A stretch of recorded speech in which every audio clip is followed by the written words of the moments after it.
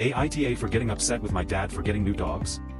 I, 40F, live with my husband, 38M, and 2 small children, 4 years and 8mo. I live in a different country to dad, 72, and stepmother, 63, and have done so for 13 years now. My first child was born just before COVID and we weren't able to visit my family with the baby for a long time. Recently, we took an extended holiday, 2 months, as mat leave/shared parental leave to spend time with my family, hoping for them to have some proper grandparent time with the kids and sharing a bit of their lives. However, for days after we arrived in the country, they outputted 2 high-needs dogs, which meant that, to start, we couldn't even come over to the apartment as they weren't sure if the dogs would be too anxious with us around. Then, the dogs couldn't be left alone in the apartment, so my dad and stepmother could never come out and do things with us together, unless the dogs came, and the dogs coming along then restricted our activities due to their anxiety, and also due to the fact that many activities exclude dogs normally. For context, my dad and stepmother lost 2 elderly dogs last year that had been in their lives for 15 years.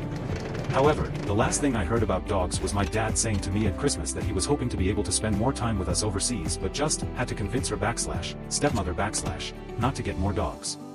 The holiday is now over and we've returned home. I made the best of the situation while we were out there, but I now feel so sad and disappointed about what happened that I'm avoiding talking to my dad and stepmom on the phone, which is something we usually do each week. I don't really know what to say to them.